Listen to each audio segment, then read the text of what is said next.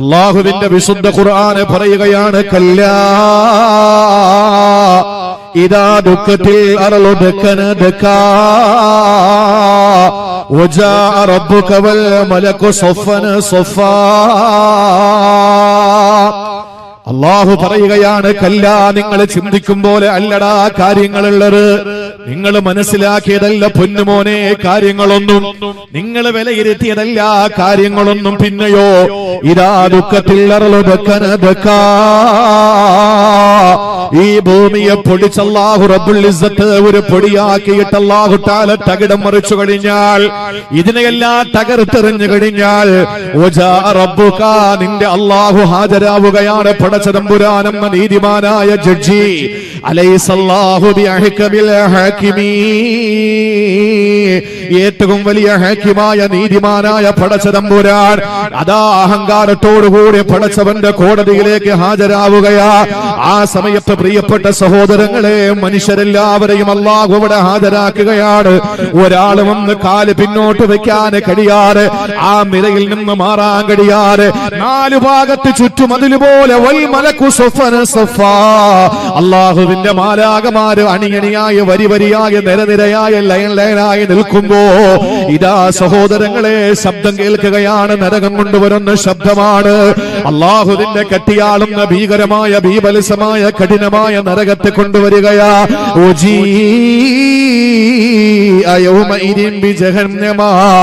ആ സമയത്തരാ നരകത്തെ അല്ലാഹു കൊണ്ടുവരികയാ. ആ സമയത്ത് പ്രിയപ്പെട്ട സഹോദരങ്ങളെ, എന്റെയും നിങ്ങളുടെയും ബോധം ഉണരുകയാണ്. ആ സമയത്ത് നമ്മൾ പറയുകയാണ്, ആ സമയത്ത് നമ്മുടെ അവസ്ഥ എന്താണ്? അല്ലാഹു പറയുന്നു, യൗമൈദിനി യതദക്കറുൽ ഇൻസാൻ, ആ സമയത്താണ് മനുഷ്യന് ബോധം വരിക. ആ സമയത്താണ് മനുഷ്യന് ചിന്തിക്കുന്നത്. അല്ലാഹു ആക്ഷേപസ്വരത്തിൽ ചോദിക്കുകയാണ്, വഅന്നാലഹു ദിക്റാ, ഇപ്പൊ ചിന്തിച്ചിട്ട് വല്ല കാര്യമുണ്ടോടോ? ഇപ്പൊ ചിന്തിച്ചിട്ട് വല്ല കാര്യമുണ്ടോ? ചിന്തിച്ചിട്ട് വല്ല അർത്ഥമുണ്ടോ? ആ സമയത്താണ് ഒന്നാമത്തെ വിലാപം വരുന്നത്. ആ സമയത്താണ് എന്റെയും നിങ്ങളുടെയും നാവിലൂടെ ഒന്നാമത്തെ വിലാപം വരുന്നത്. അവിടെ ഞാനും നിങ്ങളും വിലപിക്കുകയാണ്, നിലവിളിക്കുകയാണ്. യഖൂലു യാ ലൈതനി ഖദ്ദംതു ലിഹയാതി, അല്ലാഹുവേ, ശരീരത്തിൽ ചൂടുണ്ടായിരുന്നപ്പോ എന്റെ ശരീരത്തിൽ നിന്ന് റൂഹ് വിട പറയുന്നതിന് മുമ്പ് ഞാൻ എന്തെങ്കിലും ചെയ്യാമായിരുന്നല്ലോ, എന്തെങ്കിലും ചെയ്യണമായിരുന്നല്ലോ. പടച്ചവനെ, കഴിഞ്ഞുപോയ ജീവിതകാലത്ത് ഞാൻ എന്തെല്ലാം സുഹൃതങ്ങൾക്ക് എനിക്ക് അവസരമുണ്ടായിരുന്നു. ഒന്ന് ഞാൻ ചെയ്തിട്ടില്ല, എന്തെങ്കിലും ചെയ്യേണ്ടതായിരുന്നല്ലോ. ഒന്നാമത്തെ വിലാപം എന്റെ സഹോദരങ്ങളെ അവിടെയാണ്. ആ വിലാപത്തിന് വിഫലമാണ്, നിഷ്ഫലമാണ്, പ്രയോജനമില്ല. യാതൊരു കാരണവുമില്ലാത്ത ആ വിലാപം ഒരിക്കലും നമുക്ക് വിജയം തരികയില്ല. ആ വിലാപം കൊണ്ട് യാതൊരു ഗുണവും നമുക്ക് ഉണ്ടാവുകയില്ല. ആ വിലാപം നമ്മൾ കാലേക്കോട്ടി മനസ്സിലാക്കിയിട്ട് ഭൂമി ലോകത്ത് വെച്ച് അമലുകൾ ചെയ്യലാ വേണ്ടത്. സഹോദരങ്ങളെ, നിങ്ങൾക്കറിയുമോ, മഹാനായ അബൂദർ ഗഫാരി റളിയല്ലാഹു തആല അൻഹു അല്ലാഹുവിന്റെ ഹബീബിനോട് ചോദിക്കുകയാണ്, ഏറ്റവും ശ്രേഷ്ഠമായ അമലേതെന്ന് പറഞ്ഞു തരുമോ നബിയെ? നല്ല അമലുകളെ എനിക്കൊന്ന് വിശദീകരിച്ച് തരുമോ എന്ന് ചോദിക്കുമ്പോ, 1400 വർഷങ്ങൾക്ക് മുമ്പ് കാരുണ്യത്തിന്റെ പ്രവാചകനെ വിശദീകരിച്ചു കൊടുത്ത അമലേതെന്നറിയോ? അല്ലാഹുവിന്റെ ഹബീബ് പറഞ്ഞു കൊടുക്കുകയാണ് അബൂദർ ഗഫാരി റളിയല്ലാഹു അൻഹുവിനോട്. ആരാണ് അബൂദർ എന്നറിയോ? ജീവിതത്തിൽ ഒരുപാട് നന്നാകണമെന്ന് കൊതിച്ച മനുഷ്യനാണ്. ആ ഗഫാർ ഗോത്രത്തിൽ തന്നെ ഏറ്റവും ഒടുവിൽ ഇസ്ലാമിലേക്ക് കടന്നു വന്ന വ്യക്തിയാ. മുസ്ലിമായതിനു ശേഷം കടകമ്പോളങ്ങൾ വേണ്ട എന്ന് തീരുമാനിച്ചയാളാ. ഇനി എനിക്ക് കച്ചവടം വേണ്ട എന്ന് തീരുമാനിച്ചയാളാ. എന്റെ പ്രിയപ്പെട്ടവരെല്ലാം മുന്നേറിയിട്ട് അമലുകൾ വാരിക്കൂട്ടുമ്പോ, ഈ പാവപ്പെട്ട അബൂദർ അമലുകളിൽ കുറവ് വന്നു പോയവനാണെന്ന് ചിന്തിച്ചുകൊണ്ട് കച്ചവട സ്ഥാപനങ്ങളെല്ലാം പൂട്ടി സീല് വെച്ചിട്ട് പള്ളിയെ ശരണമെന്ന് പറഞ്ഞിരുന്നവരാണ് ആ അബൂദർ ഗഫാരി റളിയല്ലാഹു തആല അൻഹു. സഹോദരങ്ങളെ, തിരുനബിയോട് ചോദിക്കുകയാണ്, യാ റസൂലല്ലാഹ്, ഏറ്റവും നല്ല അമൽ ഏതാണെന്നൊന്ന് വിശദീകരിച്ചു തരുമോ? ആ സമയത്ത് നബി തങ്ങൾ പറയുകയാണ്, അല്ലാഹുവിലുള്ള വിശ്വാസവും ധർമ്മസമരവുമാണ്. അല്ലാഹുവിലുള്ള അടിയുറച്ച വിശ്വാസവും ധർമ്മസമരവുമാണ് എന്ന് പറഞ്ഞാൽ ഈമാനും ജിഹാദുമാണ്. ഈ വാക്ക് കേൾക്കുമ്പോൾ അർത്ഥം നമ്മളെ തെറ്റിദ്ധാരണയിൽ മൂലം കേൾക്കേണ്ട കാര്യമല്ല. ജിഹാദ് എന്ന് പറഞ്ഞാൽ ധർമ്മസമരം ചെയ്യാന്ന് പറഞ്ഞാൽ ഏറ്റവും വലിയ ജിഹാദ് എന്ന് പറഞ്ഞാൽ അവനവനോട് ചെയ്യുന്ന ജിഹാദാ. മാമരം കോച്ചുന്ന തണുപ്പത്തെ കിടന്നുറങ്ങുമ്പോ സഹോദരങ്ങളെ പള്ളിയുടെ മിനാരത്തിൽ നിന്ന് സുബഹിന്റെ ബാങ്ക് കേൾക്കുമ്പോ ആ പിരിപ്പിൽ നിന്ന് എഴുന്നേറ്റ് സുബഹി നിസ്കരിക്കാൻ നിനക്ക് കഴിഞ്ഞാൽ ആ സുബഹി നമസ്കാരത്തിന് വേണ്ടി നീ ചാടി എഴുന്നേറ്റുകൊണ്ട് വെള്ളമെടുത്ത് ഒളിവെടുക്കുമ്പോ ആ ഒളിവെടുക്കുന്നത് ഒരു ജിഹാദ് തന്നെയാ. കള്ള കുടിക്കണമെന്ന മോഹം വരുമ്പോ, പലിശ വാങ്ങണമെന്ന മോഹം വരുമ്പോ, കള്ളപ്പരങ്ങളെ പ്രചരിപ്പിക്കണമെന്ന മോഹം വരുമ്പോ, പടച്ചവനെ ഞാനിതിൽ കൂട്ടുനിൽക്കുന്നവനല്ല, എനിക്ക് മദ്യപിക്കാൻ കഴിയില്ല, എനിക്ക് പലിശ വാങ്ങാൻ കഴിയില്ല, എനിക്ക് കള്ളത്തരങ്ങൾക്ക് കൂട്ടു നിൽക്കാൻ കഴിയില്ല, ഈ ഒരു ബോധമുണ്ടായിക്കൊണ്ട് അതിൽ നിന്ന് പിന്മാറുന്നവനാരോ അത് തന്നെയാണ് പൊന്നയാണ് ജിഹാദ്. അള്ളാഹുവിന്റെ ഹബീബ് പഠിപ്പിച്ച ജിഹാദിന്റെ വ്യത്യസ്തമായ തലങ്ങളുണ്ട്, വിഭിന്നമായ ആശയങ്ങളുണ്ട്. സഹോദരങ്ങളെ, ഒരുപാട് തലങ്ങളിലേക്ക് ഇറങ്ങി ചെല്ലാൻ കഴിയും ജിഹാദിലൂടെ. ആ ജിഹാദ് തന്നെയാണ് ഏറ്റവും വലിയ അമല്, ഈമാനാണ് ഏറ്റവും വലിയ അമല് എന്ന് തന്റെ പ്രിയപ്പെട്ട ശരീരത്തിനായ അബൂദറിനെ പഠിപ്പിക്കുമ്പോ അടിമയെ മോചിപ്പിക്കുന്ന മഹത്വം മനസ്സിലാക്കിയ അബൂദർ ഇടയ്ക്ക് ചോദിക്കുകയാണ്, ഓ പ്രവാചകരെ, അടിമയെ മോചിപ്പിക്കാൻ ഒരാൾക്ക് കഴിഞ്ഞില്ലെങ്കിൽ അടിമകളെ മോചിപ്പിക്കുന്ന വലിയ ആരാധനയായി കണ്ടിരുന്ന കാലമാണല്ലോ. അടിമച്ചന്തയിലും മനുഷ്യനെ വിൽപ്പന ചരക്കാക്കി വെക്കുന്ന കാലമാണ്. മാമൻ ചന്തയിലെ മാർക്കറ്റിലെ കാളകളെയും മൂരികളെയും വിൽക്കാൻ വെക്കുന്നത് പോലെ മനുഷ്യനെ മാർക്കറ്റിൽ കൊണ്ട് നിരത്തി നിർത്തുന്ന കാലഘട്ടത്തില് വില കൊടുത്തിട്ട് പാവപ്പെട്ട ഒരു മനുഷ്യനെ ആ മനുഷ്യനെ അടിമത്വത്തിൽ നിന്ന് ആ മനുഷ്യനെ മോചനം നൽകിയിട്ട് പറഞ്ഞു വിടുന്ന പുണ്യമായ അമലാണല്ലോ.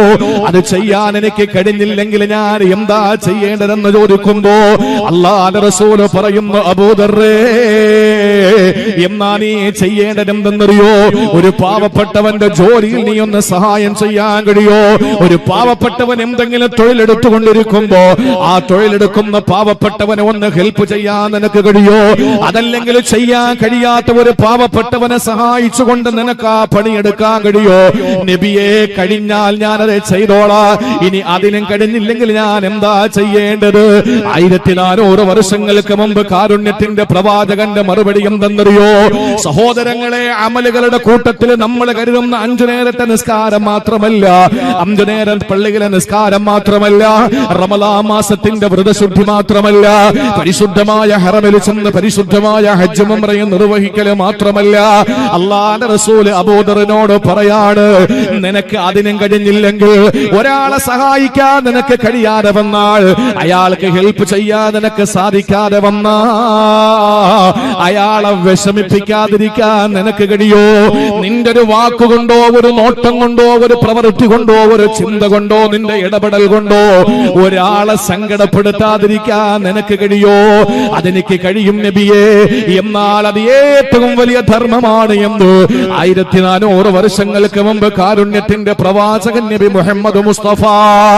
സഹോദരങ്ങളെ, പരലോകത്ത് അല്ലാഹു ഹാജരാകുമ്പോ മലായികത്തുകൾ ചുറ്റുവട്ടത്ത് നിൽക്കുമ്പോ അല്ലാഹുവിന്റെ നരകം കൊണ്ടുവരുന്ന സമയത്ത്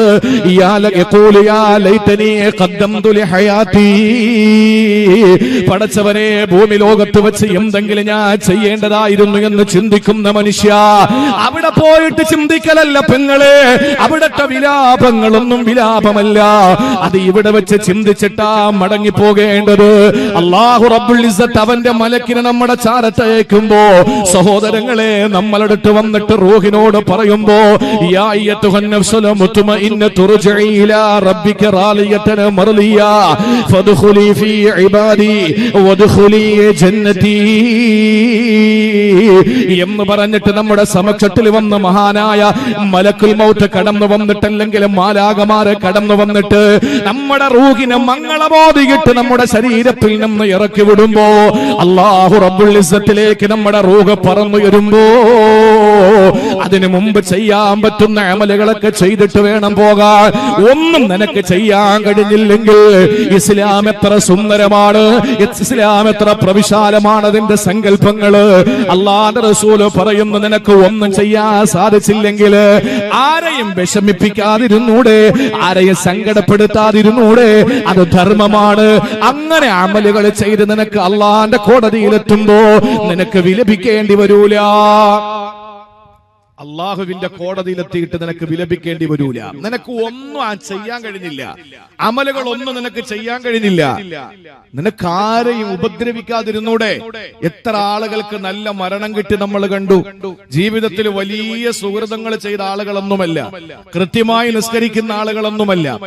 പലരുടെയും മയ്യത്ത് പള്ളിയിൽ കൊണ്ടുവച്ചിട്ട് ഇമാമ് പ്രസംഗിക്കുമ്പോ ആ പ്രസംഗം ഇമാമ് കൃത്യമായി ആ മയ്യത്തിന്റെ ഗതകാല ജീവിതത്തിന്റെ സ്പന്ദനങ്ങൾ തൊട്ടറിഞ്ഞ ഇമാമായിരിക്കും. ആ ഇമാമ് മയ്യത്ത് കൊണ്ടുവച്ചിട്ട് പ്രസംഗിക്കുമ്പോ പറയുന്നത് പള്ളിയിൽ അധികമായി വരുന്ന ആളൊന്നുമായിരിക്കില്ല, റമദാനിൽ കൃത്യമായി നോമ്പ് പിടിക്കുന്ന ആളൊന്നും ആകണമെന്നില്ല, ഒരുപാട് ഹജ്ജും ഉംറയും ചെയ്ത ആളുകളൊന്നും ആയിരിക്കണമെന്നില്ല. പക്ഷെ ജീവിതത്തിൽ ഒരാളെയും അവർ ഉപദ്രവിച്ചിട്ടുണ്ടാവൂല. അതാണ് വലിയ ധർമ്മം. അത് ചെയ്യാൻ കഴിയാത്ത ആരാ നമ്മളുടെ ഇടയിലുള്ളത്?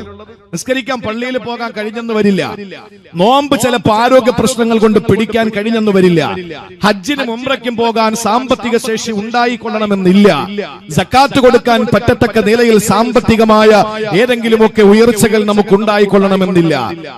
ആരെയും ഉപദ്രവിക്കാതിരിക്കാൻ നമുക്ക് കഴിയൂലേ? ആരെയും നമുക്ക് ശല്യപ്പെടുത്താതിരിക്കാൻ പറ്റൂലേ? ഇത് ഏത് ലോകത്താണ് നമ്മൾ ജീവിക്കുന്നത്? മനുഷ്യൻ പരസ്പരം പാരവച്ചും പരസ്പര കുഴി തോണ്ടിയിട്ടും പരസ്പരം അങ്ങോട്ടും ഇങ്ങോട്ടും ചെളിവാരി എറിഞ്ഞിട്ട് പരസ്പരം മനുഷ്യരുടെ അഭിമാനത്തിന് ക്ഷതം വരുത്തുന്ന ഒരു കാലഘട്ടത്തിൽ ജീവിക്കുമ്പോൾ അള്ളാഹുവിന്റെ റസൂൽ തന്റെ പ്രിയപ്പെട്ട അബൂദർ എന്ന സഹാബിയോട് പറയുന്നു, സഹാബി വര്യൻ ചോദിച്ചതിന് മറുപടിയായി പറഞ്ഞത്, ഒന്നും നിനക്ക് ചെയ്യാൻ പറ്റിയില്ലെങ്കിൽ ആരെയും ഉപദ്രവിക്കാതിരുന്നൂടെ? ആരെയും സങ്കടപ്പെടുത്താതിരുന്നൂടെ? അള്ളാഹു നമുക്കതിന് തൗഫീക്ക് നൽകി അനുഗ്രഹിക്കുമാറാവട്ടെ.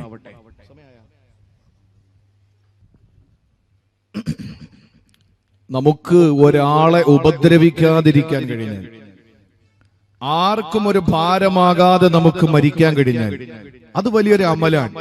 എത്ര സുന്ദരമാണ് ഇസ്ലാമിന്റെ സംസ്കാരം, ഇസ്ലാമിന്റെ ആദർശം എത്ര സുന്ദരമാണ്.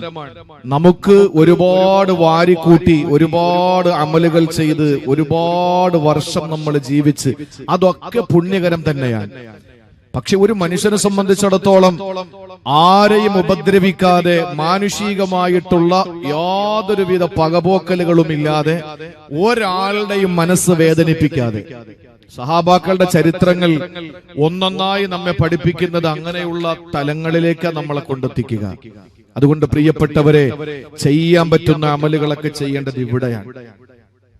നമ്മുടെ ഖബറിൽ കിടക്കുന്ന നമ്മുടെ പ്രിയപ്പെട്ടവരോട് ചോദിച്ചു നോക്കണം, അവർക്ക് തിരിച്ചു വരാൻ, അവർക്ക് മടങ്ങി വരാൻ കഴിയുമെങ്കിൽ അവർ പിന്നെ ജീവിതത്തിൽ ഒരിക്കൽ പോലും ഒരു മോശമായ പ്രവൃത്തി അവർ ചെയ്യില്ല.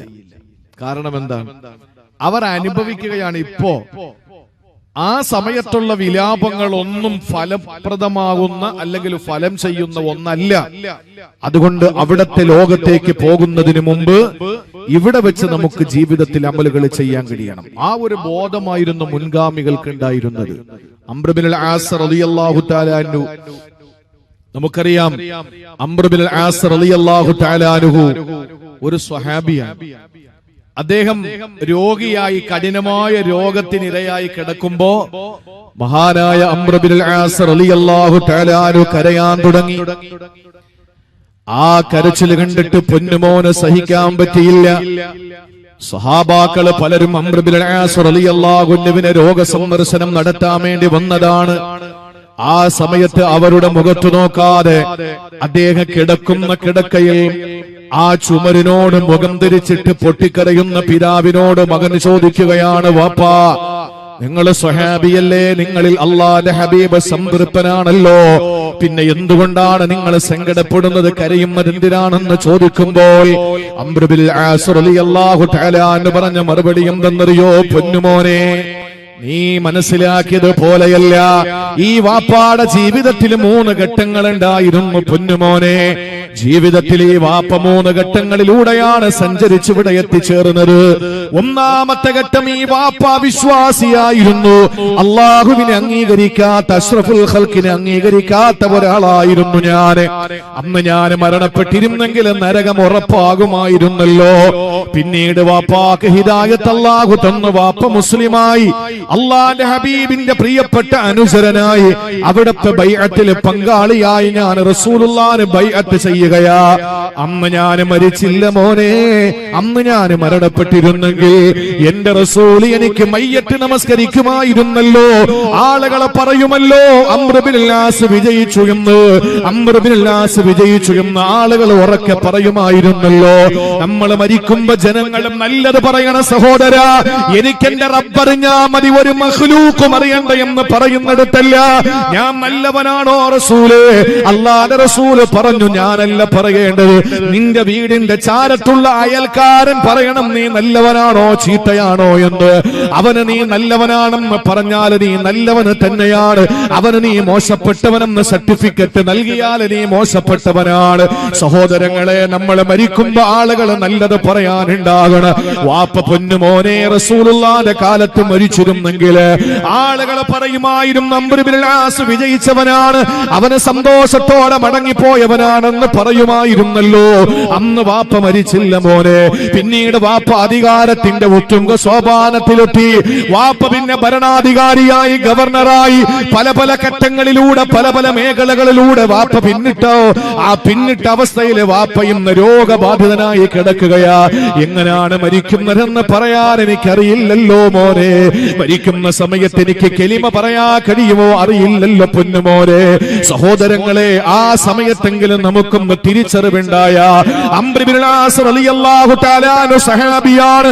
അഷ്റഫുൽ ഖൽഖിന്റെ സുന്ദരമായ മുഖദാവിലേക്ക് നോക്കിയിരുന്ന്, അവിടുത്തെ ചെഞ്ചുണ്ടുകളിലേക്ക് നോക്കിയിരുന്ന് അറിവുകൾ ശേഖരിച്ച പ്രിയപ്പെട്ട സഖാവ, പ്രിയപ്പെട്ട അനുചരനാണ്, പ്രിയപ്പെട്ട സ്വദീർഥ്യനാണ്.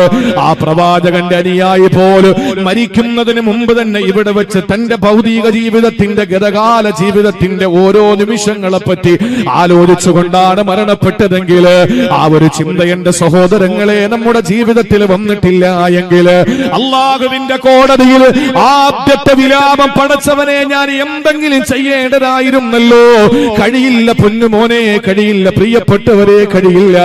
അത് കഴിഞ്ഞാൽ രണ്ടാമത്തെ വിലാപം ആരംഭിക്കുകയാ. അതേത് സമയത്താണെന്നറിയോ സഹോദരങ്ങളെ? രണ്ടാമത്തെ വിലാപത്തെ വിശുദ്ധ ഖുർആനെ പരിചയപ്പെടുത്തുന്ന സൂറത്തുൻ നബയിലൂടെയാ. അതേത് സമയത്താണെന്നറിയോ? ഓരോരുത്തരും ഒന്നാമത് നിലവിളിക്കുകയാണ്, എന്തെങ്കിലും ഞാൻ ചെയ്തിട്ട് വരേണ്ടതായിരുന്നല്ലോ, കഴിഞ്ഞില്ലല്ലോ പടച്ചവനെ എന്ന് ചിന്തിച്ചതിന് ശേഷം അതാ രണ്ടാമത്തെ നിലവിളി വരികയാണ്. എന്താ രണ്ടാമത്തെ നിലവിളി എന്നറിയോ? മഹാനായ അബ്ദുല്ലാഹി ഇബ്നു ഉമർ റളിയല്ലാഹു തആല അൻഹു പറയുകയാ, അല്ലാഹു ഖിയാമത്ത് നാളിൽ എല്ലാ ജീവജാലങ്ങളെയും ഒരുമിച്ച് കൂട്ടുകയാ. മനുഷ്യരെ മാത്രമല്ല, മൃഗങ്ങളെ മാത്രമല്ല, സസ്യലതാദികളെ, പക്ഷിപറവാദികളെ എല്ലാത്തിനെയും അല്ലാഹു അവിടെ ഹാജരാക്കുകയാണ്. ഒന്നുപോലും ജീവജാലങ്ങളിൽ പെടുന്ന ഒന്നുപോലും അവിടെ വരാതിരിക്കില്ല. എല്ലാ ജീവജാലങ്ങളെയും, ഉറുമ്പിൻ കൂട്ടങ്ങളെയും, പറന്നുയരുന്ന പറവക്കൂട്ടങ്ങളെയും, ഹിംസ്ര ജന്തുക്കളെയും എല്ലാം അല്ലാഹു അവന്റെ കോടതിയിൽ ഹാജരാക്കുകയാ.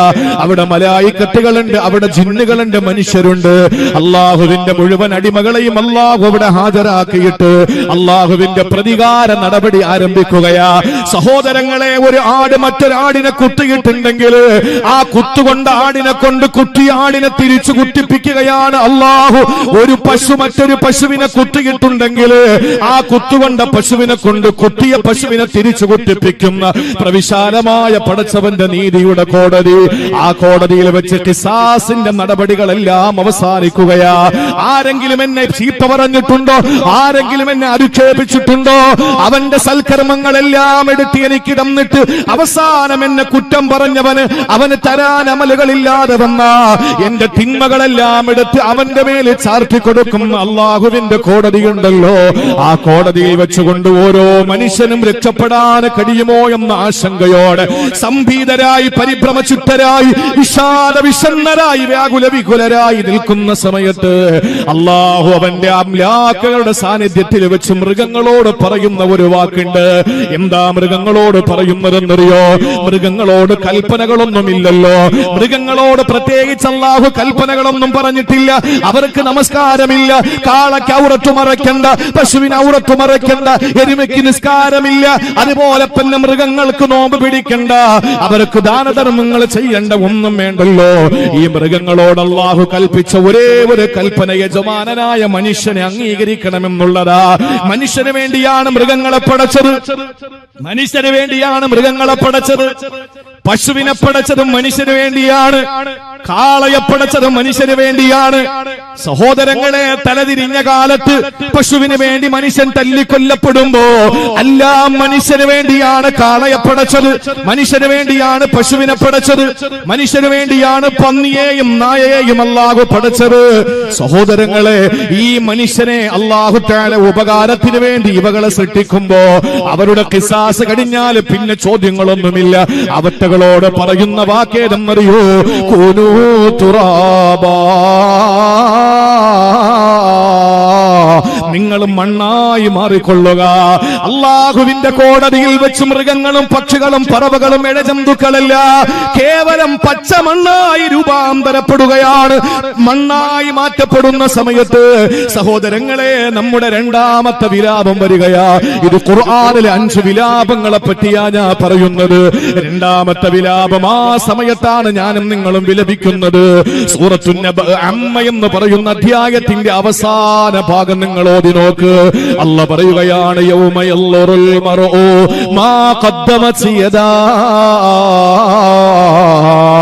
ഓരോരുത്തരും നാളെ അവിടെ നിന്നുകൊണ്ട് ഞാൻ എന്ത് ചെയ്തു എന്ന് നോക്കുമ്പോൾ തൊട്ടു മുമ്പിലെ ഒന്നാമത്തെ വിലാപത്തിൽ എന്തെങ്കിലും ചെയ്യണമായിരുന്നെന്ന് കൊതിച്ചല്ലോ. ആ വിലാപത്തിന് ശേഷം രണ്ടാമത്തെ വിലാപത്തിൽ കയ്യിലൊന്നുമില്ല തമ്പുരാനെ, ഒരു അമലും എന്റെ കയ്യിലില്ല.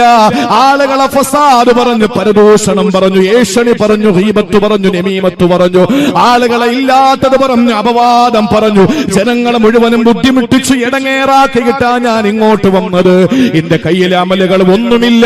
ധാരാളം തിന്മകളുടെ കൂമ്പാര, സമുദ്രത്തിന്റെ സാഗരത്തിന്റെ നുരകൾ പോലെ, തിരമാലകളുടെ പതകൾ പോലെ ആ മനുഷ്യന്റെ ജീവിതത്തിന്റെ കർമ്മപുസ്തകത്തിൽ ജീവിതത്തിന്റെ തിന്മകളുടെ കൂമ്പാരമായി നിൽക്കുമ്പോ ആ മനുഷ്യൻ ചിന്തിച്ചു പോകുന്ന വാക്കേത് അല്ലാഹു പറയുകയാണ്. അവര് പറയുന്നു, വയഖൂലുൽ കാഫിറു യാ ലൈതനീ കുന്തു തുറാബാ. അല്ലാഹുവേ, നായ്ക്കളൊക്കെ പോലെ, ശ്വാനനെ പോലെ, ഈ കഴുതകളെ പോലെ, കുതിരകളെ പോലെ, ഒട്ടകത്തെ പോലെ ഞാനും മണ്ണായിരുന്നെങ്കിലല്ലാ, ഞാനും മണ്ണായിരുന്നെങ്കിലല്ലാ. ഇതെപ്പോഴാ സഹോദരങ്ങളെ? രണ്ടാമത്തെ വിലാപമാണ് കിട്ടോ. ആ സമയത്ത് മനുഷ്യൻ പറയുന്നു, പടച്ചവനെ, ഞാനും മണ്ണായി മാറിയിരുന്നെങ്കിലൊന്ന്. ആരെ നോക്കിയിട്ടാണ്? ഇവിടെ നമ്മുടെ വീടിന്റെ പിന്നാമ്പുറത്ത് ഒരു പ്രത്യേക ഷെഡ് കെട്ടിയിട്ട് വളർത്തിക്കൊണ്ടുവന്ന ആട്ടിൻപറ്റങ്ങളിലേക്ക് നോക്കിയിട്ട്, തൊഴുപ്പിൽ കെട്ടിയിരുന്ന പശുവിലേക്ക് നോക്കിയിട്ട്, ഏതോ ഒരു കൂട്ടിൽ അടച്ചിട്ടിരിക്കുന്ന കോഴിക്കൂട്ടങ്ങളിലേക്ക് നോക്കിയിട്ട്, വീടിന്റെ മുകളിലൂടെ പറന്നു നടക്കുന്ന പറവകളിലേക്ക് നോക്കിയിട്ട്, സഹോദരങ്ങളെ, ഞാനും നിങ്ങളും വിളിച്ചു പറയുകയാണ്, യഖൂലു യാ ലൈതനീ കുന്തു തുറാബാ. പടച്ചവനെ, ഞാനും മണ്ണായി പോയിരുന്നെങ്കിലെന്ന്, ഞാനും മണ്ണ് പോലെ, ഈ മൃഗങ്ങളെ പോലെ മണ്ണായിട്ട് ഞാനും മാറിയിരുന്നെങ്കിലെന്ന് സഹോദരങ്ങളെ അവിടെ വെച്ച് വിളിച്ചു പറയുന്ന ഒരു സാഹചര്യം ഉണ്ടാവുകയാ. ആ സമയത്ത് എന്റെ പ്രിയപ്പെട്ട സഹോദര, മൃഗങ്ങളോട് അല്ലാഹു പറഞ്ഞ വാക്കെന്താ? നിങ്ങളോട് ഞാൻ കൽപ്പിച്ചത് ഈ മനുഷ്യരെ അംഗീകരിക്കാനാ. ഏത് പശുവാണ് വലിയ പാത്രവുമാകട്ടെ നേരം വെളുക്കുമ്പോ സുപ്രഭാതത്തിൽ കറക്കാൻ വേണ്ടിയിട്ട് കറവക്കാരൻ വരുമ്പോ ഏത് പശു അനുസരിക്കാതെ മാറി നിന്നത്? ഏതാടാ നിങ്ങൾ വിളിച്ച ഭാഗത്തേക്ക് വരാതിരുന്നത്? ഏത് കോഴിയാണ്, ഏത് കോഴിയാണ് സന്ധ്യാസമയത്ത് നിങ്ങളൊരുക്കിയ കൂട്ടിനകത്ത് കയറാതിരുന്നത്? നേരം വെളുത്ത് തുറക്കുമ്പോ പറന്നുയരുന്ന കിളികളുണ്ടല്ലോ, ആ കിളികളെ വൈകുന്നേരമാകുമ്പോ നിങ്ങൾ തയ്യാറാക്കി വെച്ച കൂട്ടിനകത്തേക്ക് പറന്നു വരുന്ന ആ പറവകളെയല്ലേ നമ്മൾ കണ്ടിട്ടുള്ളത്? എത്ര അനുസരണയാ, എത്ര അനുസരണയാണ്. പക്ഷെ നമ്മൾ അല്ലാഹുവിനെ അനുസരിക്കാതെ വരുമ്പോ കേവലം നായ്ക്കളെ പോലെ, കേവലം നായ്ക്കളെ പോലെ ഞങ്ങളും മണ്ണായി മാറിയെങ്കിലെന്ന് കൊതിച്ചു പോകുന്ന പടച്ചവന്റെ കോടതിയിലെ രണ്ടാമത്തെ വിലാപമുണ്ടല്ലോ. നമ്മൾ കരുതും അങ്ങനെ അങ്ങ് ചിന്തിച്ചാൽ അങ്ങനെ ആകുമെന്ന്. അല്ല, അബൂ ഹുറൈറ റളിയല്ലാഹു അൻഹു റസൂലുള്ളാഹിന്റെ നിഴലായി നടന്ന സഹാബിയാണല്ലോ. അവിടെ നിന്ന് പറയുകയാണ്, മണ്ണാ സമയത്ത് വിളിച്ചു പറയുമത്രേ, പച്ചമണ്ണ് വിളിച്ചു പറയുമത്രേ, ലാ ലാ ലാ യഖൂലു തുറാബു ലാ വലാ കറാമത ലക മിൻ ജഅലിക മിസ്ലി. എടോ, എന്നെ പോലെ ആകാനുള്ള യോഗ്യത പോലും നിനക്കില്ലടോ എന്ന് മനുഷ്യനോട് പറയുമെന്ന് അബൂ ഹുറൈറ റളിയല്ലാഹു അൻഹു പഠിപ്പിക്കുകയാ. അബൂ ഹുറൈറ റളിയല്ലാഹു അൻഹു പറയുന്നു, മണ്ണ് പറയുമെന്ന്. ഏതു മണ്ണ്? നായ്ക്കൾ മണ്ണായി രൂപാന്തരപ്പെട്ടപ്പോ നിങ്ങൾ മണ്ണായി പോകൂ എന്ന് പറയാൻ മൃഗങ്ങളെ അള്ളാഹു തന്നത് നമുക്ക് ആവശ്യത്തിനാണ്. ഈ ലോകത്തുള്ള സർവ്വതും മനുഷ്യന് വേണ്ടിയിട്ടാ. പള്ളി അള്ളാഹ്ക്കല്ല, ആർക്കാ? മനുഷ്യനാണ്. മനുഷ്യന് വേണ്ടിയിട്ടാണ് പള്ളി. മനുഷ്യന് സൗകര്യത്തിനാണ് അള്ളാഹു തആല പള്ളി കൊടുത്തത്. അല്ലാതെ അള്ളാഹ്ക്ക് പള്ളിയുടെ ആവശ്യമുണ്ടോ? അള്ളാഹ്ക്ക് ഹറമിന്റെ ആവശ്യമുണ്ടോ? അള്ളാഹ്ക്ക് ബനാത്തിന്റെ ആവശ്യമുണ്ടോ? അള്ളാഹ്ക്ക് ഹിഫ്ള് കോളേജിന്റെ ആവശ്യമുണ്ടോ? അള്ളാഹ്ക്ക് അറബി കോളേജിന്റെ ആവശ്യമുണ്ടോ? അള്ളാഹ്ക്ക് റൗള ഷരീഫിന്റെ ആവശ്യമുണ്ടോ? ഇതൊന്നുമില്ല. അങ്ങനെയാണെങ്കിൽ 2 കൊല്ലം പിന്നെ അള്ളാഹ് എന്താ ചെയ്തേ? ഇതെല്ലാം പൂട്ടിയില്ലേ? ഇതെല്ലാം പൂട്ടിയപ്പോ എന്താ സംഭവിച്ചത്? മനുഷ്യർക്ക് നഷ്ടങ്ങൾ ഉണ്ടായി. മനുഷ്യർക്ക് നഷ്ടങ്ങൾ ഉണ്ടായി. അള്ളാഹ്ക്ക് ഒന്നും സംഭവിച്ചില്ല.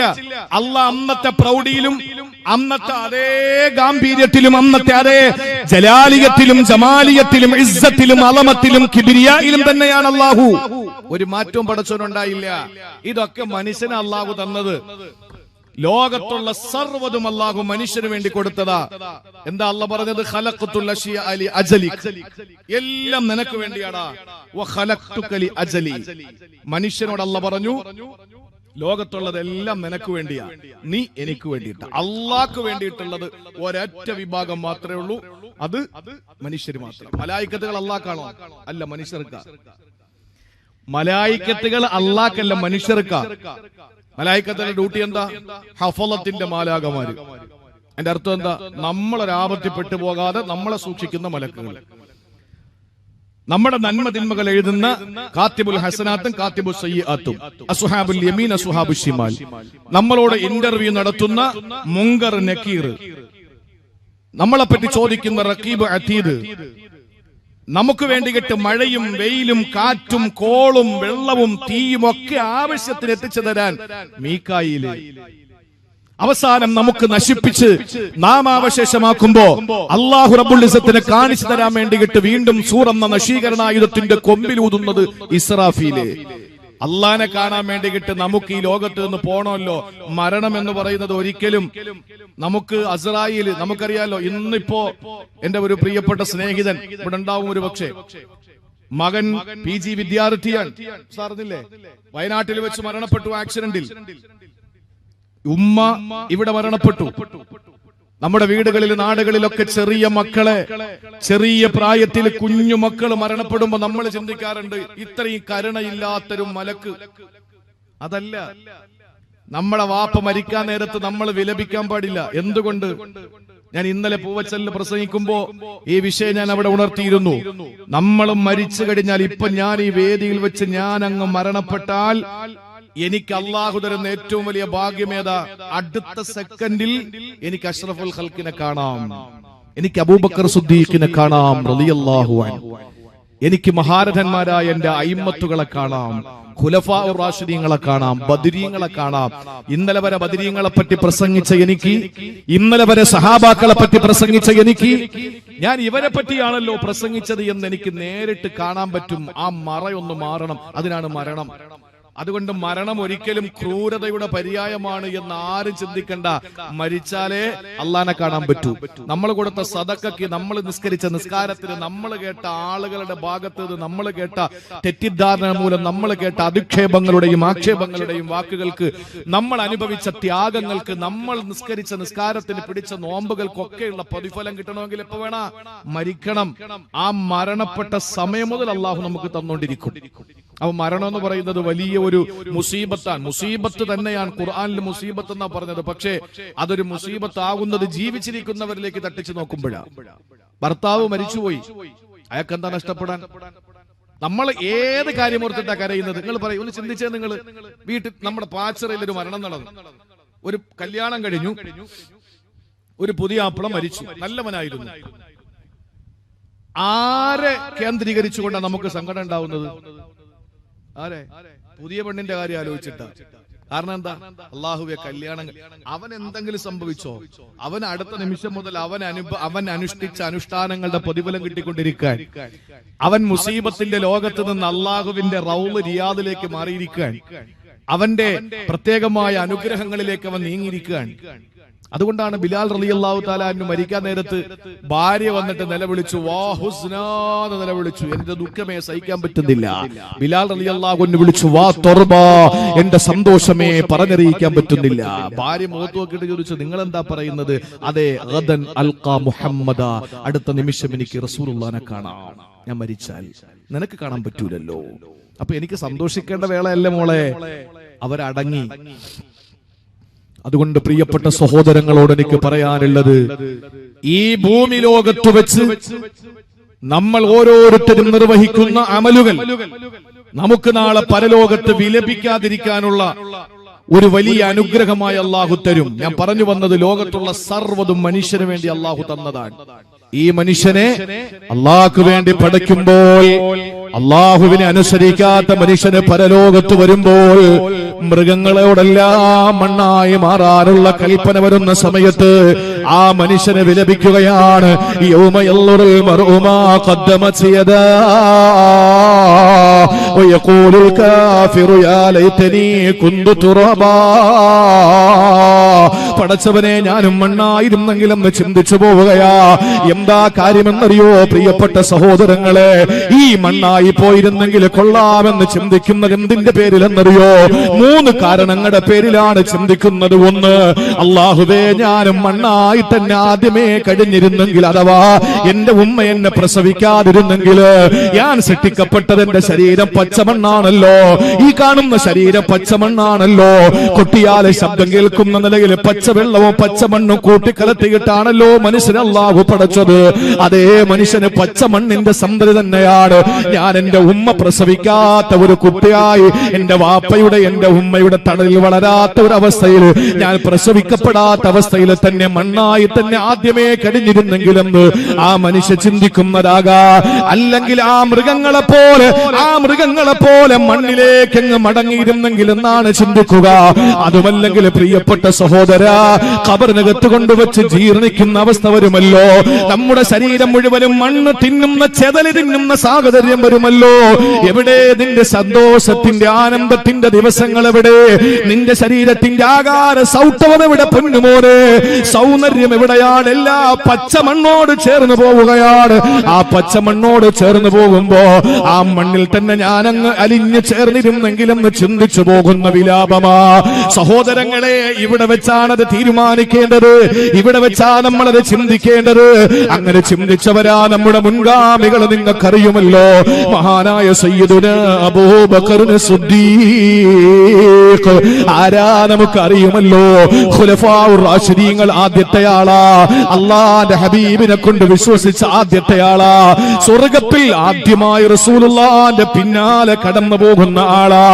റസൂൽ എന്ന കാകളത്തിൽ ഊതുമ്പോ എങ്ങനെയാണ് മനുഷ്യർ എഴുന്നേക്കുന്നതെന്നറിയോ സഹോദരങ്ങളെ? ആദ്യമായി വിളിക്കുത്തരം നൽകുന്നതാരാ? ഖുബ്ബത്തുൽ ഖലറായിന്റെ ചുവട്ടിൽ കിടക്കുന്ന മഹാനായ നബി മുഹമ്മദ് മുസ്തഫ സല്ലല്ലാഹു അലൈഹി വസല്ലമ തങ്ങൾ റൗളാ ശരീഫിൽ നിന്ന് എഴുന്നേൽക്കുകയാ. അടുത്ത് കിടക്കുന്ന സിദ്ദീഖുൽ അക്ബറിനെയാണ് വിളിക്കുന്നത്. അത് കഴിഞ്ഞിട്ട് ഉമർ റളിയല്ലാഹു അൻഹുവിനെ വിളിക്കുകയാ. 3 പേര് തൊട്ടപ്പുറത്തുള്ള ജന്നത്തുൽ ബഖീൽ ചെന്നിട്ട് അവരെ വിളിക്കുകയാ. അവിടെ നിന്ന് 455 കിലോമീറ്റർ പുറത്തുള്ള മക്കയിലെ ജന്നത്തുൽ മുഅല്ലയിൽ വന്ന് അവരെ വിളിക്കുകയാണ്. എല്ലാവരും അല്ലാഹുവിന്റെ കോട്ടിലെത്തിയതിനു ശേഷമാണ് ഈ പള്ളിച്ച വീട്ടുകരയിലെ ഖബർസ്ഥാനിൽ നിന്ന് നിങ്ങളുടെ പിതാക്കന്മാര്, അല്ല നിങ്ങളും നിങ്ങളുടെ സന്താന പരമ്പരകൾ, നിങ്ങളുടെ പിൻഗാമികൾ മുഴുവൻ ഖബറിൽ നിന്ന് എഴുന്നേറ്റ് വരുന്നത് അതിനുശേഷമാണ്. അതുകൊണ്ട് റസൂലുള്ളാഹിനോടൊപ്പം സ്വർഗ്ഗത്തിൽ നിന്ന് ആദ്യമായി പ്രവേശിക്കുന്നത് സിദ്ദീഖുൽ അക്ബർ. എല്ലാറ്റിലും ഒന്നാമന് സിദ്ദീഖ് തങ്ങളാണല്ലോ. ആ സിദ്ദീഖുൽ അക്ബർ റളിയല്ലാഹു തആല അൻഹു ജീവിതത്തിൽ, നിങ്ങൾ എന്റെ ജീവിതത്തിൽ, എന്റെയും നിങ്ങളുടെയും ജീവിതത്തിൽ, എന്റെയും നിങ്ങളുടെയും ജീവിതം മാത്രമല്ല മുഴുവൻ സഹാബാക്കളുടെ ഈമാനും എടുത്ത് തുലാസിന്റെ ഒരു തട്ടിൽ വെച്ചിട്ട് ഗൗസുൽ ആലം മുഹയ്യിദ്ദീൻ അബ്ദുൽ ഖാദിർ ജീലാനി റളിയല്ലാഹു അൻഹു നേതൃത്വം നൽകുന്ന അല്ലാഹുവിന്റെ ഔലിയാക്കളുടെ ഈമാൻ എടുത്തൊരു തുലാസിൽ വെക്കുക. സഹോദരങ്ങളെ, ഇമാമിയങ്ങൾ, മുഫസ്സിരീങ്ങൾ, മുഹദ്ദിസീങ്ങൾ, സലഫു സാലിഹീങ്ങൾ, ഇന്നലെ വരെ ജീവിച്ചുപോയ മൺമറഞ്ഞു പോയ മഹത്തുക്കളുടെ ഈമാൻ എടുത്തിട്ട് ലോകം അവസാനിക്കുന്നത് വരെയുള്ള മുഴുവൻ വിശ്വാസികളുടെയും ഈമാൻ എടുത്ത് അമ്പിയാക്കളല്ലാത്ത എല്ലാവരുടെയും ഈമാൻ എടുത്ത് ഒരു തുലാസിൽ വെച്ചിട്ട് അടുത്ത തട്ടിലേക്ക് അബൂബക്കർ സിദ്ദീഖ് തങ്ങളുടെ ഈമാൻ എടുത്തു വെച്ച സുബ്ഹാനല്ലാഹ്, ആ തട്ടിനാണ് ഭാരമുള്ളതെന്ന് പറഞ്ഞതാരാ? ഇന്നേവരെ തമാശയ്ക്ക് പോലും ആ തരത്തിൽ നിന്ന് ഒരിക്കൽ പോലും അസത്യത്തിന്റെ ലാഞ്ചന കടന്നു വരാത്ത, കളവിന്റെ ഒരു അംശം പോലും പറയാത്ത, സപ്തവാനങ്ങൾക്ക് മുകളിൽ നിന്ന് പടച്ചവന്റെ സന്ദേശമല്ലാതെ മിണ്ടിയിട്ടില്ലാത്ത മഹാനായ നബി മുഹമ്മദ് മുസ്തഫ സല്ലല്ലാഹു അലൈഹി വസല്ലമ തങ്ങൾ പറയുകയാ, ആ ഈമാനിന്റെ ഏറ്റവും വലിയ പ്രതീകമായ മഹാനായ സിദ്ദീഖ് തങ്ങളുണ്ടല്ലോ, ഒരവസരത്തിൽ അദ്ദേഹം പറഞ്ഞ വാക്കെന്തെന്നറിയോ? ഒരു വാക്ക് അദ്ദേഹം പറഞ്ഞു, എന്താണെന്നറിയോ? അല്ലാഹുവേ, ഞാൻ മരിക്കേണ്ടവനാണ്, ഞാൻ നാളെ പരലോകത്ത് വരേണ്ടവനാണ്. ആ ജീവിതത്തിൽ ഞാൻ ഇവിടെ വെച്ച് എന്ത് ചെയ്തു എന്ന് നാളെ വന്നിട്ട് എനിക്ക് ചിന്തിക്കാൻ കഴിയില്ലല്ലോ. അതുകൊണ്ട് പടച്ചവനെ, കൈഫ ഹാലി യാ ഇലാഹി ലൈസ ലീ ഖൈറുൽ അമൽ സൂഉ അഅമാലി കസീറുൻ സാദു തആതി ഖലീൽ. അബൂബക്കർ സിദ്ദീഖ് തങ്ങളുടെ വാക്കിതാണ്. അബൂബക്കർ സിദ്ദീഖ് തങ്ങൾ ഭൂമിയിൽ വെച്ച് വിലപിക്കുകയാ. ഏത് സിദ്ദീഖാണ്? ഏതെങ്കിലും വൃക്ഷത്തിന്റെ ശിഖരത്തില്, ആ വൃക്ഷ ശിഖരത്തിൽ ഒരു പറവ ഇരിക്കുമ്പോ സിദ്ദീഖ് തങ്ങൾ പറയുമായിരുന്നു, പടച്ചവനെ, ഞാൻ ആ പറവയായിരുന്നെങ്കിൽ. കല്ല് കാണുമ്പോ പറയും, യാ ലൈതനീ കുന്തു ഹജറാ. വൃക്ഷം കാണുമ്പോ പറയും, യാ ലൈതനീ കുന്തു ശജറാ. അവസാനം പറഞ്ഞ് അവസാനം പറയുന്നു, യാ ലൈതനീ ലം തലിദിനി ഉമ്മി. എന്റെ ഉമ്മ എന്നെ പ്രസവിച്ചില്ലായിരുന്നെങ്കിൽ. ഇതാരായി പറയുന്നത്? പാച്ചറയിൽ ഏതെങ്കിലും ഒരു അബൂബക്കർ സിദ്ദീഖാണോ? ആരുടെ കഥയായി പറയുന്നത്? ചരിത്രം പറയലും കേൾക്കലും പറയിപ്പിക്കലും അല്ല. ചരിത്രങ്ങളെ പറയാൻ ആളുണ്ട്, കേൾക്കാൻ ആളുണ്ട്, പറയിപ്പിക്കാനും ആളുണ്ട്. പക്ഷെ ചരിത്രങ്ങൾ സൃഷ്ടിക്കപ്പെടുന്നില്ല. അബൂബക്കർ സിദ്ദീഖ് റളിയല്ലാഹു തആല അൻഹു എല്ലാത്തിലും ഒന്നാമനായി, സ്വർഗത്തിന്റെ പാസ് ഭൂമിയിൽ വെച്ച് വാങ്ങിയ ഒന്നാമനാണ് അബൂബക്കർ സിദ്ദീഖ് റളിയല്ലാഹു അൻഹു. ആ സിദ്ദീഖുൽ അക്ബർ റളിയല്ലാഹു അൻഹു വിലപിക്കുന്നത് ഇവിടെയാണ്. കാരണം ആഖിറത്തിൽ പോയിട്ടുള്ള വിലാപം രക്ഷപ്പെടൂല. ഇവിടെ വെച്ച് വിലപിക്കുകയാണ്. കൈഫ ഹാലി യാ ഇലാഹി ലൈസ ലീ ഖൈറുൽ അമൽ സാദു തഅസു അഅമാലി കസീറുൻ സാദു തആതി ഖലീൽ. മഹാനവറുകള് പറയുകയാണ്, കൈഫ ഹാലി യാ ഇലാഹി, എന്റെ പടച്ചവനെ, എന്റെ അവസ്ഥ എന്താകുമെന്ന് എനിക്കറിയില്ല, എന്റെ അവസ്ഥ എന്താകുമെന്ന് എനിക്കറിയില്ല അല്ലാ. കാരണം ലൈസ ലീ ഖൈറുൽ അമൽ, എനിക്ക് നന്മകളൊന്നും പറയാൻ പറ്റുന്നതില്ല. സൗറുമലയുടെ മുകളിൽ 3.5 മണിക്കൂർ യാത്ര ചെയ്താൽ മുകളിലെത്തുന്ന സൗറുമലയുടെ മുകളിൽ അള്ളാഹുവിന്റെ ഹബീബിന്റെ നേരെ ചീറിയെടുക്കുന്ന പാമ്പിനെ തള്ളവിരലുകൾ കൊണ്ട് തടഞ്ഞു നിർത്തിയ സിദ്ദീഖ്, പാമ്പ് കൊത്തുന്ന സമയത്ത് കണ്ണിൽ നിന്ന് അശ്രു പേമാരികൾ പെയ്തിറങ്ങിയ സിദ്ദീഖ് അവിടെന്ന് പറയുകയാണ്, ലൈസ ലീ ഖൈറുൽ അമൽ, എനിക്ക് ഒരു അമലുമില്ല. ഹിജ്ർ ഇസ്മായിലിനകത്ത് നമസ്കരിച്ചു കൊണ്ടിരിക്കുന്ന അഷ്റഫുൽ ഖൽഖിനെ ഒരു ധിക്കാരിയായ, അവിടത്തെ ഒരു തെമ്മാടിയായ കാഫിർ വന്നിട്ട് കഴുത്തിൽ കയറുകൊണ്ട് ഒരു തുണി കൊണ്ട് മുറുക്കയിട്ട് കൊല്ലാൻ ശ്രമിക്കുമ്പോ മിസ്വലയിലെ വീട്ടിൽ നിന്ന് ഓടി വരികയാണ് സിദ്ദീഖ് റളിയല്ലാഹു അൻഹു. ഓടി വന്നിട്ട് ചോദിക്കുകയാണ്, അതഖ്തുലൂന റജുലൻ അൻ യഖൂല റബ്ബിയല്ലാഹ്, സർവശക്തനായ അല്ലാഹുവാണ് തന്റെ റബ്ബെന്ന് പറഞ്ഞതിന്റെ പേരില്, ആ റബ്ബിനെ പരിചയപ്പെടുത്തിയതിന്റെ പേരിലാണോ നിങ്ങൾ കൊല്ലുന്നത്? ഓടി വന്നിട്ട് കഴുത്തിൽ കിടക്കുന്ന കയറ് പിടിച്ചു വലിച്ച് അഷ്റഫുൽ ഖൽഖിനെ രക്ഷപ്പെടുത്തി.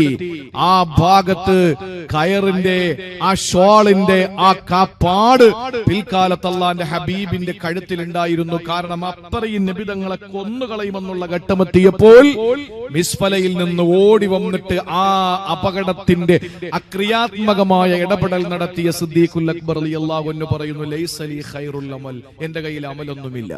ആകെ വെള്ളിയാഴ്ച പള്ളിയിൽ പോരണ കാക്കായും പറയുന്നത് എന്താ, ഞാൻ രക്ഷപ്പെട്ടിട്ടേ നാട്ടിലുള്ള എല്ലാവരും പോവുള്ളൂ. അപ്പൊ അങ്ങനെയാണല്ലോ സംഘടനക്കാർ അങ്ങോട്ടും ഇങ്ങോട്ടും പറയുന്നത്, നിങ്ങൾ നരകത്തില, എവര് നരകത്തില, ഞങ്ങൾ മാത്രം സ്വർഗത്തില എന്ന് പറഞ്ഞിട്ടാ പറയുന്നേട്ടാ സർട്ടിഫിക്കറ്റ് കൊടുത്തിരിക്കാന്നാ തോന്നുന്നേ അല്ലേ? ആ ലോകത്തല്ലേ നമ്മൾ ജീവിക്കുന്നത്? എല്ലാരും അങ്ങോട്ടും ഇങ്ങോട്ടും നരകത്തിലാക്കിക്കൊണ്ടിരിക്കുകയല്ലേ? അപ്പൊ ഇപ്പൊ ആരപ്പ സ്വർഗത്തിൽ പോവാ? അതാപ്പോ സംശയം. ആരാണിപ്പോ സ്വർഗത്തിൽ പോവുക? ഒരു കൂട്ടർ അവരെ നരകത്തിലാക്കും, അവരെ എവരെ നരകത്തിലാക്കും. എന്നാൽ അഷ്റഫുൽ ഖൽഖ് പറഞ്ഞത് ആരും പഠിക്കുകയില്ല. വൈലുൽ ലിൽ മുതഅല്ലീന മിൻ ഉമ്മത്തി ഐ യഖൂലു ഫുലാനും ഫിൽ ജന്ന വ ഫുലാനും ഫിന്നാർ. അല്ലാഹുവിന്റെ റസൂൽ പറയുന്നു, യവൻ നരകത്തിൽ, അവൻ സ്വർഗത്തിൽ, യവൻ നരകത്തിൽ എന്ന് പറയുന്നവൻ നരകത്തിലാണെന്ന് നബി മുഹമ്മദ് മുസ്തഫ. അതാരും മനസ്സിലാക്കൂല, അതാരും പഠിപ്പിച്ചു കൊടുക്കുകയില്ല. എന്റെ പ്രിയപ്പെട്ട സഹോദരങ്ങളെ, ചിന്തിച്ചു നോക്ക്. ഒരിക്കൽ പള്ളിയിൽ കയറിയാൽ പിന്നെ പള്ളിയും പള്ളിയുടെ സർവ്വതും എന്റെ കയ്യിലാണ് എന്ന് ചിന്തിക്കുന്ന ആളുകൾ. അബൂബക്കർ സിദ്ദീഖ് റളിയല്ലാഹു അൻഹു അദ്ദേഹം പറയാണ്, ഇത്രയും വലിയ പുണ്യ പ്രവർത്തനങ്ങൾ ചെയ്ത സിദ്ദീഖുൽ അക്ബർ റളിയല്ലാഹു അൻഹു പറയാണ്, ലൈസ ലീ ഖൈറുൽ അമൽ, എനിക്ക് അമലുകളൊന്നുമില്ല.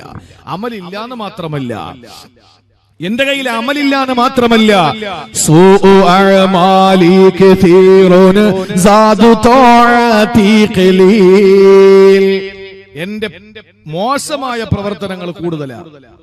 എന്റെ കയ്യിൽ മോശപ്പെട്ട പ്രവർത്തനങ്ങൾ കൂടുതലാ. സാദു തഅതി ഖലീൽ, അല്ലാഹുവിന് വഴിപ്പെട്ട് ഞാൻ നേടിയെടുത്ത പാതയം എന്റെ കയ്യിൽ കുറവാ. ഇത് പറഞ്ഞത് അബൂബക്കർ സിദ്ദീഖ് റളിയല്ലാഹു അൻഹു. എന്താ കാരണം എന്നറിയോ? ഇത് ഇത്രയും വായിച്ചിട്ട് നമുക്ക് പറയാൻ പറ്റോ അബൂബക്കർ സിദ്ദീഖിന്റെ കയ്യിൽ അമലുകളൊന്നും ഇല്ലായിരുന്നു, അദ്ദേഹത്തിന്റെ കയ്യിൽ മുഴുവൻ ഉണ്ടായിരുന്നത് പാവങ്ങളായിരുന്നു എന്നാർക്കെങ്കിലും വിലയിരുത്താൻ കഴിയോ? ഇല്ല. ഇത് വിനയത്തിന്റെ അടയാളമാണ്. ഇത് പഠിച്ചതിന്റെ പേരിൽ പറഞ്ഞതാണ്. ഏത് പാഠമാണ്? നാളെ പരലോകത്ത് നിന്നിട്ട് ഓരോരുത്തരും വിളിച്ചു പറയും, യാ ലൈതനി കുന്തു തുറാബാ, പടച്ചവനെ ഞാൻ മണ്ണായിരുന്നെങ്കിലെന്ന്. ഫലമില്ല പ്രിയപ്പെട്ടവരെ, ഫലം ചെയ്യില്ല. ഇനി ഞാൻ എന്റെ പ്രിയപ്പെട്ട സഹോദരങ്ങളോട് വിശദീകരിക്കേണ്ടത് വരുമ്പോൾ മാത്രം വിശദീകരിക്കാം. 5 വിലാപങ്ങളിൽ 2 കഴിഞ്ഞ് തർത്തീബായിട്ട് നിങ്ങൾ മനസ്സിലാക്കുക. ഒന്ന്, അവിടെ ചെന്ന് എല്ലാം കണ്ടുമുട്ടുമ്പോ അല്ലാഹയും കണ്ട്, അതുപോലെ തന്നെ മലായിക്കത്തുകളെയൊക്കെ കണ്ട് പരലോകത്തിന്റെ ഭീകരത മനസ്സിലാക്കിയപ്പോ നമ്മൾ പറയാ, പടച്ചോൻ എന്തെങ്കിലും ചെയ്യേണ്ടതായിരുന്നു. എത്ര വഅള് കേട്ടതാ, എത്ര വഅള് വെച്ചതാ, എത്ര ജുമാ പ്രസംഗം സമീർ ഉസ്താദിന്റെത് കേട്ടതാ. എന്റെ പ്രിയമുള്ള സഹോദരങ്ങളെ, ആ പ്രസംഗങ്ങൾ ഒന്നും കേട്ടിട്ട് നന്നാകാൻ എനിക്ക് പറ്റിയില്ല. നന്നാവൂല സഹോദരങ്ങളെ, നന്നാവൂല. അള്ളാഹു പറയുന്നവരെയും പറയിപ്പിച്ചവരെയും കേട്ടവരെയും ഒക്കെ നന്നാകാനുള്ള തൗഫീഖ് അള്ളാഹു നൽകി അനുഗ്രഹിക്കുമാറാവട്ടെ.